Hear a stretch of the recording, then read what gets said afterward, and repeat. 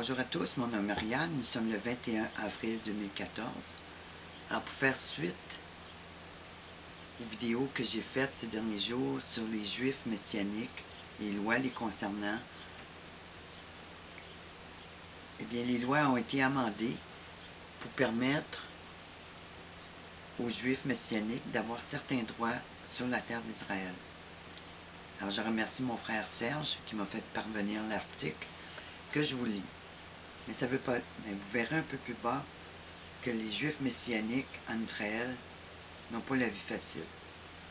C'est un combat de chaque instant. Combat gagné par les Juifs messianiques en Israël. Pendant des décennies, Israël a rendu presque impossible pour les immigrants juifs messianiques qui affirment croire en Jésus comme Messie de devenir des citoyens d'Israël. Souvent, si les croyants messianiques divulguaient leur foi en Yeshua, s'ils utilisaient le nom de Jésus, les autorités rejetaient leur demande de citoyenneté. Mais la semaine dernière, la Cour suprême d'Israël a statué sur une affaire concernant 12 Juifs messianiques qui avaient poursuivi le gouvernement du ministère de l'Intérieur pour leur droit de retour et puis de devenir citoyens d'Israël. Le tribunal, dans sa décision, a déclaré « Les parties nous ont présenté la notification suivante.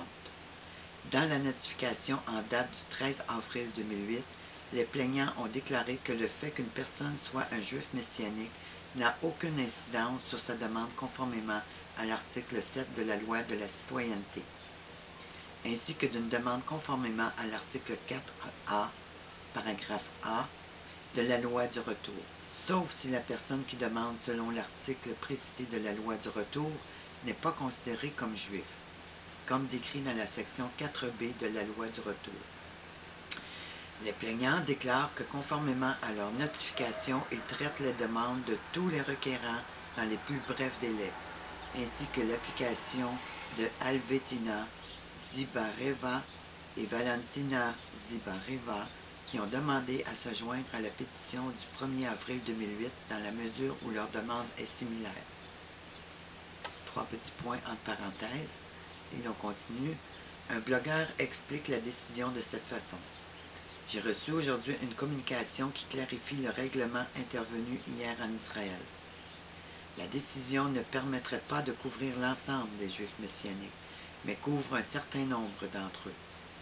Si une personne n'est pas un juif selon la définition religieuse, mais s'il est un descendant de juif, alors il peut l'en faire selon Alia, citoyenneté, sans discrimination de sa foi en Yeshua. Selon CBN, c'est une nouvelle bataille qui a été gagnée dans notre guerre pour établir l'égalité en Israël pour la communauté juive messianique, comme tous les autres flux légitimes de la foi dans le monde juif, a déclaré Kalev Myers, fondateur et chef du Conseil de l'Institut de Jérusalem et de la Justice. Les croyants messianiques en Israël se demandent si le récent attentat à la bombe sur Rami Ortiz, fils du pasteur messianique, a eu une influence sur sa décision du tribunal. Ortiz, qui a été gravement blessé dans l'incident, 3 petits points, puis je vous mettrai le lien pour l'article pour continuer à le lire si vous voulez. Alors, victoire pour la boulangerie d'un juif messianique. Après 3 années de bataille, un juif messianique gardera le certificat cachère de sa boulangerie. La Cour suprême israélienne a statué lundi que les croyances religieuses de Nina Conforti ne rendent pas automatiquement non cachère sa boulangerie au regret du grand rabbin de Ashdod. Les Juifs messianiques sont un groupe mal perçu par la communauté. Les Juifs messianiques sont un groupe mal perçu par la communauté juive non chrétienne, ainsi que par des non-juifs chrétiens. Ils constituent donc un peuple marginalisé. Pourtant, les Juifs pour Jésus sont spirituellement les descendants des disciples de Jésus. Après tout, Jésus était un Juif qui a enseigné et accompli les prophéties de la Bible hébraïque, et ses proches disciples étaient tous Juifs, qui ont reconnu en lui leur Messie longtemps attendu. 2000 ans plus tard, être un croyant dans le Messie n'est toujours pas facile dans de nombreuses communautés juives, en particulier en Israël. Malgré cette difficulté, les Juifs continuent encore à trouver l'amour de Dieu par l'intermédiaire de Yeshua. Voyez, même si les lois sont passées, il y a des choses qui se passent, puis il y a des choses qui continuent à être difficiles pour les Juifs messianiques sur la terre d'Israël. Nina Conforti, un Juif yéménite, a monté une boulangerie en plein essor dans la ville de Gan Yav. Dans la ville de Gan Yavne, jusqu'à ce que sa foi en Jésus fût rendue publique, et il a été dit dans la ville qu'il était un missionnaire. Gan Yavne, le grand rabbin, demandant la révocation du certificat cachère de Conforté, ce qui signifie que les aliments vendus à sa boulangerie ne pouvaient plus être considérés comme cachers. Conforté ne l'a pas combattu. Au lieu de cela, il a déménagé à Ashdod, où il a ouvert une boulangerie en 2006. Peu de temps après que Conforté ait ouvert sa nouvelle boulangerie, des groupes anti-missionnaires ont commencé de nouveau à montrer du doigt sa boulangerie. Le grand rabbin Yosef Shinin de Ashdod a révoqué la certification cachère de Conforté. La logique de Shinin était que l'on ne pouvait pas faire confiance aux Juifs pour Jésus pour respecter strictement les lois kashrut. Conforté a fait appel à la haute cour de justice de Shinin et le grand rabbinat ont fait des compromis et ont décidé que Conforté pourrait avoir son certificat de kashrut à nouveau s'il acceptait de se conformer à des conditions supplémentaires, notamment en donnant les clés de sa boulangerie à un superviseur et de l'embauche kashrut à un travailleur approuvé par Shinin. Conforté a rejeté ces conditions qui vont bien au-delà de ce que les Juifs laïcs doivent respecter, et l'affaire a été devant les tribunaux.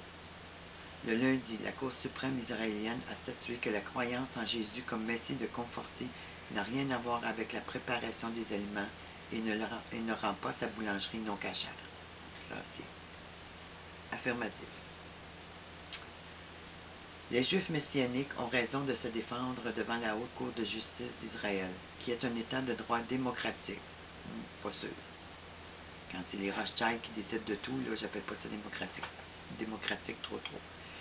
Il ne faut pas qu'ils se laissent faire par les Juifs orthodoxes qui essaient de leur enlever leur identité juive, car Dieu les défendra et tout le peuple juif pliera devant sa volonté. Que Dieu bénisse Israël et le peuple juif. C'est drôle qu'on fait tant la guerre en Israël au peuple messianique, aux Juifs messianiques, alors qu'il n'y a pas de problème pour faire des parades gays dans les rues, pour promouvoir l'homosexualité, pour attiser la haine face à ce qui se passe sur le mont du Temple. Il n'y a pas trop de problème avec ça. Que les autorités israéliennes refusent même aux Juifs de se rendre au mont du Temple, c'est un peu un questionnement, n'est-ce pas? Mais bon, alors c'était une mise à jour du premier vidéo que j'ai fait. Je ne sais pas si les lois ont changé depuis, ça c'est en 2008. Mais si je trouve d'autres choses, ben, je vous en ferai part. Parce que c'est des nouvelles importantes quand même. On voit que Israël, qui fait partie des Nations Unies, donc de la caste luciférienne des Nations Unies, ben, elle est reniée par les Rothschild. C'est eux qui dirigent Israël. Il ne faut pas se surprendre qu'ils aient une haine contre le Messie. Puis je suis même surpris que la Cour suprême d'Israël ait permis aux Juifs messianiques. Mais bon, merci Seigneur, gloire à Dieu. S'il y a des nouveaux développements, mais je vous en ferai part. Alors, bonne journée. À bientôt.